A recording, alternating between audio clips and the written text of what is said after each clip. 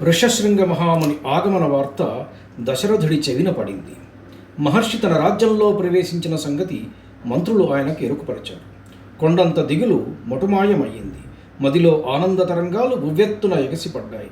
ఉన్నపళంగా బయలుదేరాడు దశరథ మహారాజు మునికి స్వాగత సత్కారాలు నిరపడానికి. అల్లంత దవ్వున ఒక కాంతి పుంజం అది దగ్గరకు సమీపిస్తున్న కొలది రూపు స్పష్టమైంది. ఆ వేదపురుషుడే తరలి వస్తున్నాడా అన్న విధంగా ఉన్నారు మహర్షి. దండ కమండలాలు చేత ధరించి తేరిపార చూడలేనంత కాంతితో ఉన్నాడాయన. తన సతీమణి శాంతతో తరలి వస్తున్నాడాయన. మహర్షి వద్దకు వెళ్ళి సాష్టాంగ దండ ప్రణామాలు ఆచరించి వెంట నిడుకొని నగరుకు తోడ్కొని వచ్చాడు దశరథ మహారాజు. మహర్షిని పైడి గద్దె మీద ఆసీనుడిని గావించి తాను ఆయన చెంత కూర్చుని కనులు నీటి కొలనులు కాగా తన మనసులోని బాధ మహర్షికి విన్నవించుకున్నాడు దశరథ మహారాజు. మహర్షి, నా తపస్సులో లోపమున్నదా? నా నడవడిలో పొరపాటు ఉన్నదా? నా పరిపాలన ధర్మబద్ధముగా లేదా? మరి నాకెందుకీ శిక్ష? సంతాన ప్రాప్తి లేక ఇన్ని వేల ఏండ్లు ఒంటరిగా మిగిలిపోయానే అన్న బాధ నా హృదయాన్ని తొలిచివేస్తున్నది. నా తరువాత ఈ రాజ్యభారాన్ని మోసే విశాలమైన భుజస్కంధాలు గల సంతానం కావాలి. నన్ను అనుగ్రహించండి అని వేడుకున్నాడు దశరథుడు. ఓ రాజా, నీవు నడిచేది మహాత్ముడైన వశిష్ఠ మహర్షి చూపే బాటలో. మూర్తీభవించిన బ్రహ్మతేజస్సు ఆయన. నీ నడవడికలో కానీ నీ పరిపాలనలో కానీ ఏ విధమైన పొరపాటు లేదు. నీకు త్వరలోనే సంతాన భాగ్యము కలుగుతుంది. అందుకుగాను ఇప్పుడే ఈ క్షణమే యజ్ఞానికి శ్రీకారం చుడదాము.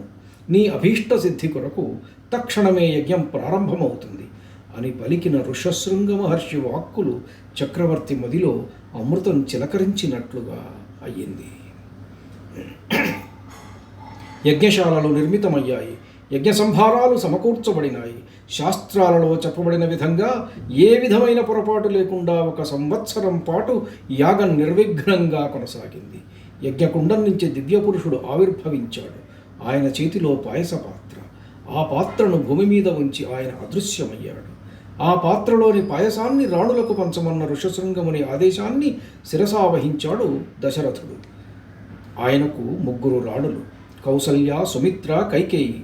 ముగ్గురికి తగిన విధంగా పంచాడు దశరథ మహారాజు. పంచిన తర్వాత పాత్రలో మిగిలిన మరికొంత పాయసాన్ని సుమిత్ర మరల స్వీకరించింది. దశరథ మహారాజు సంకల్పించిన పుత్రకామేష్ఠి నిర్విఘ్నంగా పరిసమాప్తమయ్యింది. నెలలు గడుస్తున్న కొద్దీ రాణుల శరీరాలలో మార్పులు బహిర్గతమయ్యాయి. వారి తనూ సౌందర్యము ఇనుమడించింది. రాణులకు నెలలు నిండాయి. ఆ రోజు పునర్వసు నక్షత్రం, కర్కాటక లగ్నం. కౌసల్యాదేవి జగదానందకారకుడికి జన్మనిచ్చింది. ఆ నక్షత్రం, ఆ రాశి 2 ఆనందంతో మిడిసిపడుతున్నాయి. జన్మించిన వాడెవరో కాదు, నీలమేఘశ్యాముడు. ప్రాణులన్నింటినీ ప్రళయకాలంలో తన ఉదరంలో దాచుకుని సంరక్షించే అనంత పద్మనాభుడు. ఆ రోజు చైత్రమాసంలో నవమి తిథి, పునర్వసు నక్షత్రం.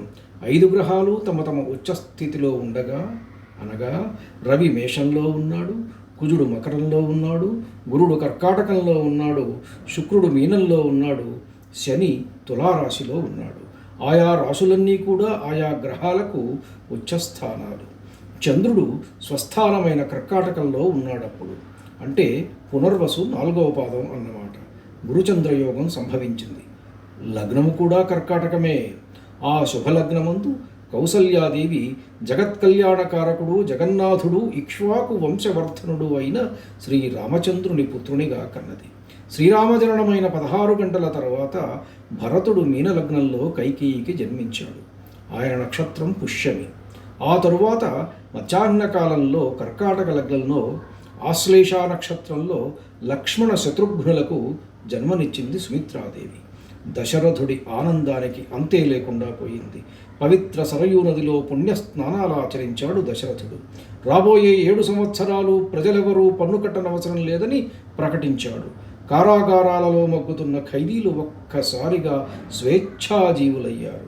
కోశాగారాన్ని తెరిపించి అడిగిన వాడికి లేదనకుండా భూరి దానాలు చేశాడు. వీధులు, కూడళ్ళు, దేవాలయాలు సర్వాంగ సుందరంగా అలంకరింపబడ్డాయి. రాజ్యమంతా ఎటు చూసినా ఆనంద కోలాహలమే.